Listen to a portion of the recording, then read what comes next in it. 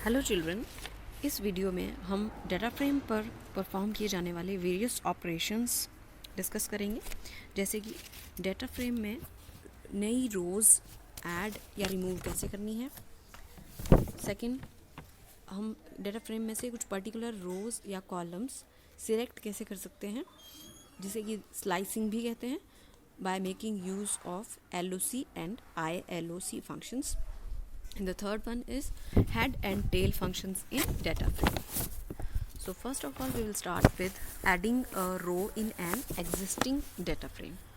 सबसे पहले ये एक given data frame है। हम बहुत बार ये data frame डिस्कस कर चुके हैं। फर्स्ट लाइन सेम रहेगी। data frame का नाम DF है और इसके अंदर जो by making use of dictionary of lists हमने डाटा फ्रेम बनाया है।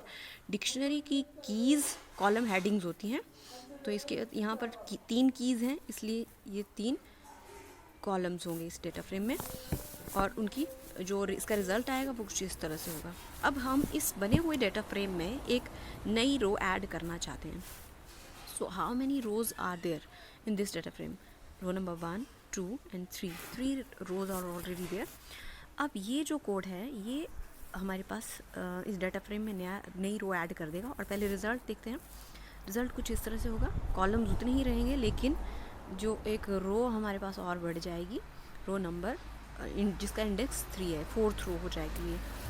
अब रो क्योंकि हमें आप ये बताइए कि क्या इसमें हमें सिर्फ सिंगल वैल्यू ही ऐड करनी है या फिर मल्टीपल वैल्यूज़ है एक रो के अंदर?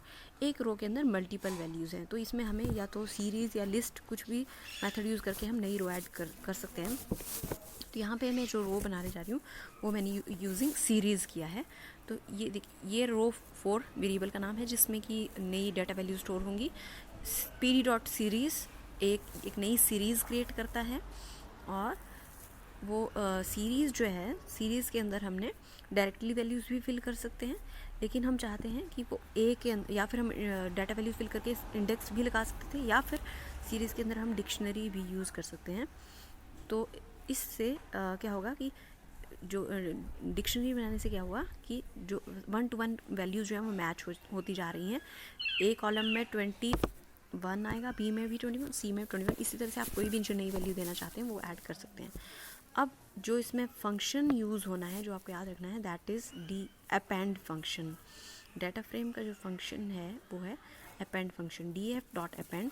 और डाटा इसके अंदर आता है मेनली डाटा वैल्यूज़ कहाँ से आ रही हैं? जो हमने अभी सीरीज़ क्रिएट की थी जिसका नाम है रो 4। अब इसमें एक पैरामीटर आपको लगाना ज़रूरी है, नहीं तो आउटपुट नहीं आएगा। वो है इग्नोर इंडेक्स। इग्नोर इंडेक्स से होता क्या है कि ऑटोमेटिकली हमारे पास 0, 1 और 2 इंडेक्सेस अवेलेबल थे, लेकिन अगर आप ये पैरामीटर यूज़ नहीं करेंगे तो ये अपनी मर्ज़ी से वैसे तो एरर ही आएगा। और मेनली इसका पर्पज़ यही होता है कि जितनी इंडेक्सेस पहले से हैं और ये उसके आगे नया इंडेक्स ऐड कर दे। जैसे 2 के बाद ऑटोमेटिकली 3 आ रहा है, अगर नहीं लगाएंगे इसको तो एरर आएगा, आपका रो ऐड नहीं हो पाएगी। और लास्ट में हमने इसको डाटा फ्रेम को प्रिंट किया है।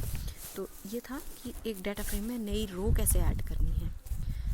नेक्स्ट हम देखेंगे कि एक बना हुआ डाटा फ्रेम है, ऑलरेडी एग्जिस्टिंग है, इसमें से मुझे कुछ एक रोज़ रिमूव करनी है। मैं चाहती हूँ कि ये वाली जो फर्स्ट 2 रोज़ है ये रिमूव हो जाएं। आउटपुट देखते हैं पहले। ये गिवन डाटा फ्रेम है, इसमें से जब ऊपर की 2 रोज़ हमने हटा दी तो हमारे पास सेंटा क्रूज, मैरिकोपा और यूमा, ये 3 रोज़ रह गई हैं। तो रिमूव करने के लिए जो फंक्शन है df.drop। ड्रॉप करने के बाद हमने by making use of index name, क्योंकि ये जो लेफ्ट आपको पता है ये कॉलम हेडिंग्स होती हैं ऊपर की और ये हैं इंडेक्स नेम्स है। तो हम इंडेक्स नेम्स, जब भी आपके पास डाटा फ्रेम के अंदर कोई भी ऑपरेशन परफॉर्म कर रहे हैं और मल्टीपल कॉलम्स का नाम आ रहा है तो वहाँ स्क्वायर ब्रैकेट्स लगाने ज़रूरी हो जाते हैं।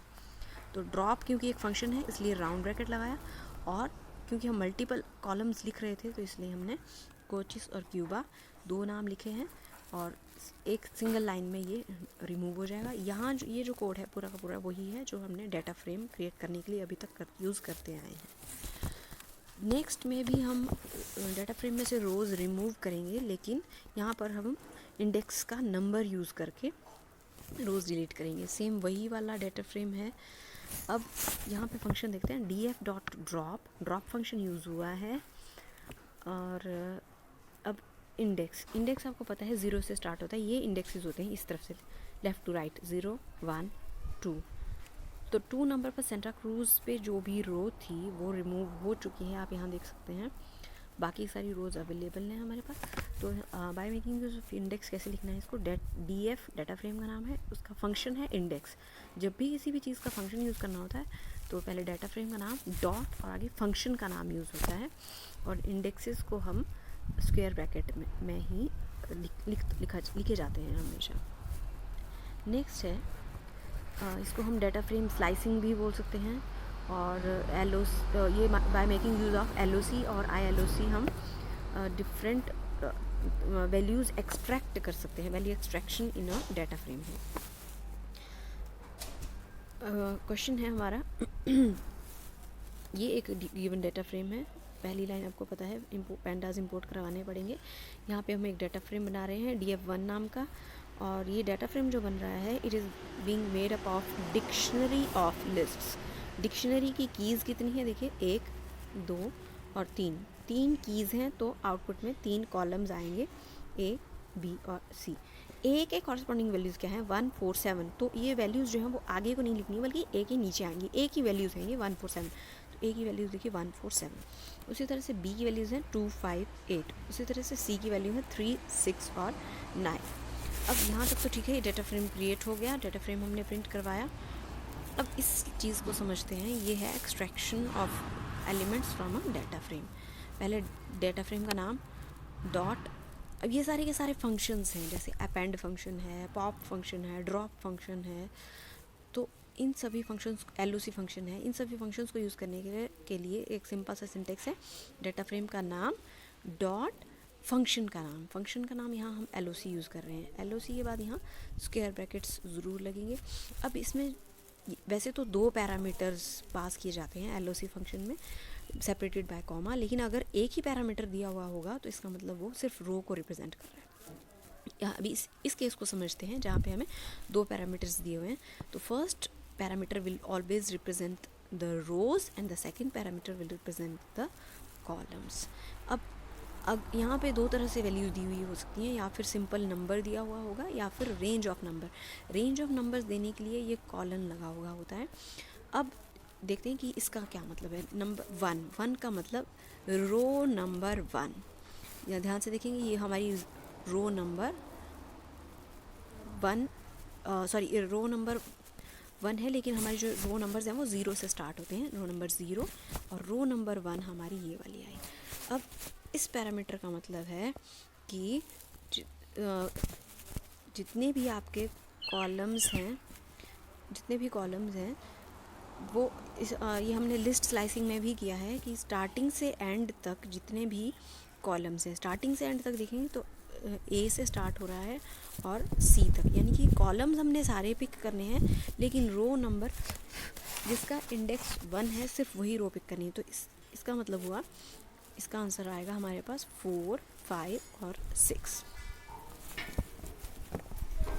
एक और एग्जांपल हम देखते हैं by making use of LOC, in which we are going to select some values from a particular data frame. Data frame का नाम है df1। वही डाटा फ्रेम है जो हमने पिछले क्वेश्चन में किया था, जिसमें कि 3 कॉलम्स हैं और 3 रोज हैं। इंडेक्सेस जो हमारे शुरू हो रहे हैं 0 1 और 2। अब देखते हैं कि हमें कौन सी वैल्यू सिलेक्ट करनी है। First parameter LOC function use हुआ है। फर्स्ट पैरामीटर रोज़ को रिप्रेजेंट करता है, सेकंड पैरामीटर कॉलम्स को रिप्रेजेंट करता है। अब फर्स्ट जो पैरामीटर है इसका मतलब है कि कॉलम लगा हुआ है, तो इसका मतलब सारी की सारी रोज़, स्टार्टिंग से एंडिंग तक सारी की सारी रोज, यानी ये भी सिलेक्ट करनी है, ये भी और ये भी, 3 और रो सिलेक्ट करनी है। लेकिन कॉलम सिर्फ जो हमने सिलेक्ट करना है दैट इज़ B ओनली। अगर B को देखा जाए तो B ऊपर से नीचे की तरफ ये आएगा और रोज़ की सारी वैल्यूज़ आ जाएंगी, इसलिए आंसर इसका आया 2 5 और 8। इसी की तरह एक और फंक्शन है ILOC। I का मतलब है इसमें इंटीजर लोकेशन। इसमें हम ज़्यादातर इंटीजर वैल्यूज़ ही पास करते हैं, इसमें और वैल्यूज़ पास नहीं होती, इंटीजर्स ही पास होते हैं। अब देखते हैं डाटा फ्रेम वही है, वही वाला डाटा फ्रेम है या वैल्यूज़ कुछ चेंज हुई हैं। अब देखते हैं इसमें ILOC जो फंक्शन है उसमें हमने फिर से दो तरह की वैल्यूज़ पास की separated by commas. First set represent करता है रोज़ को और दूसरा सेट रिप्रेजेंट करता है कॉलम्स को। अब इस चीज़ का मतलब है, आपने स्लाइसिंग में, लिस्ट स्लाइसिंग में भी हमने किया था कि 1 से लेकर सिर्फ 2 तक जाना है, यानी कि रो इंडेक्स नंबर 1 से लेकर 2 तक, इंडेक्स नंबर 1 से लेकर 2 तक ये वाली 2 रोज़ होंगी। और उसी तरह से जो इंडेक्सिंग यहाँ से 0 से शुरू होगी हमेशा कॉलम्स की भी, इसमें भी हमने 0 को नहीं लेना है बल्कि 1 और 2 को लेना है। इसका मतलब हमारे पास जो हाईलाइट हुए ये वाली रोज़ हाईलाइट हुई क्योंकि हमने 1 और 2 रो और 1 और 2 कॉलम्स, यानी 0 वाला पूरा क्वेश्चन छूट जाएगा। इसलिए इसका आंसर क्या आएगा आपके पास 5, 6, 8 और 9। एक और एग्जांपल है ILOC का। इसमें हमने सिर्फ एक ही पैरामीटर लिया है। मैंने आपको बताया कि अगर यहाँ पे 2 वैल्यूज़ होंगी सेपरेटेड बाय कॉमास तो इसका मतलब पहला रो है और दूसरा कॉलम है, लेकिन अगर एक ही पैरामीटर दिया हुआ होगा तो इसका मतलब सिर्फ रो को रिप्रेजेंट कर रहा है। और रो कौन सी? जिसका इंडेक्स 1 है, इंडेक्स 0, इंडेक्स 1। तो यानी इसका आंसर क्या आएगा हमारे पास 4, 5 और 6, इसलिए ये आंसर है इसका। One more example by making use of ILOC. Now we are having 2 values. First is representing row, second representing column. Row जिसका इंडेक्स 2 है, 0, 1 and 2, ये पूरी रो आ गई, सिलेक्ट हो गई। इसको आप जब रफ पे करें तो आप इसको शेड कर सकते हैं। कॉलम नंबर 0, कॉलम नंबर 0 का मतलब सिर्फ यही वाला कॉलम लेना है। तो ये 2 रोज़ तो थी ही नहीं हमारे पास, ये वाली रो थी पूरी और ऊपर से ये आएगा। तो क्योंकि सिर्फ हम एक ही कॉलम ले रहे हैं तो इसका आंसर सिर्फ 7 आएगा। वैसे 8 और 9 भी था लेकिन कॉलम सिर्फ ए ही था, तो इसलिए इसका आंसर सिर्फ 7 आएगा। Some more examples by making use of LOC। ये एक डाटा फ्रेम है जिसमें कि 1, 2 कॉलम्स हैं। जो पहले का नाम है फर्स्ट कॉलम नेम है 1, सेकंड कॉलम नेम है 2, और वैल्यूज़ ये जो भी गिवन थी और इंडेक्सेस के हिसाब से हमने ये डाटा फ्रेम जब प्रिंट किया तो ये रिज़ल्ट आया डाटा फ्रेम का। अब पहला फंक्शन है LOC और B, एक ही वैल्यू है तो इसका मतलब ये रो को रिप्रेजेंट कर रहा है। रो कौन सी? रो नंबर B है। जो B के सामने 2 वैल्यूज़ थी, 2.0 और 2, इसलिए जो फर्स्ट वाला ये जो स्टेटमेंट है इसका आंसर आएगा 2.0 और 2। जो भी वैल्यूज़ अवेलेबल हैं 2 भी लिखेंगे तो भी ठीक है। सेकंड स्टेटमेंट है LOC फंक्शन यूज़ किया है, 2 पैरामीटर्स हैं क्योंकि कॉमा लगा हुआ बीच में। फर्स्ट पैरामीटर का मतलब क्या होगा? इसका मतलब होगा all the rows. All the rows का मतलब ये और ये तीनों रोज़ आ जाएंगे, लेकिन कॉलम सिर्फ यही वाला आएगा, column 2। All the rows and only column 2। तो देखिए कौन सी वैल्यूज़ आ रही हैं, आप मैं हाईलाइट कर रही हूँ सारी रोज़, ये भी और ये, लेकिन कॉलम सिर्फ यही वाला। तो इसलिए इसका आंसर क्या आएगा 1, 2, 3 and 4, ये आंसर इसके सामने है। ILOC का एक और एग्जांपल देखते हैं। डेटा फ्रेम क्रिएट किया है हमने, उसमें 2 कॉलम्स है, सेम प्रीवियस क्वेश्चन में जो यूज़ हुआ था डेटा फ्रेम वही है। उसके बाद हम यहाँ पे कर रहे हैं ILOC 2, एक ही पैरामीटर है, इसका मतलब वो वाली रो जिसका इंडेक्स 2 है, 0, 1 and 2। तो ये देखिए इसके सामने 2 वैल्यूज थी, 3 और 3। तो आउटपुट जो पहली प्रिंट स्टेटमेंट है इसका आउटपुट ये है 3 and 3। उसके बाद एक और प्रिंट स्टेटमेंट है, इसके सामने आउटपुट्स भी बने हैं, चेक कर सकते हैं।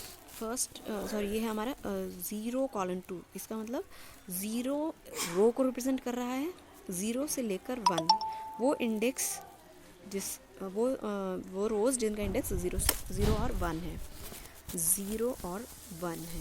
कॉलम सारे ही आएंगे, तो कॉलम मेंशन नहीं किए हुए हैं, तो इसका आंसर आ गया आपके पास 1, 1 और 2 और 2। तो ये स्टेटमेंट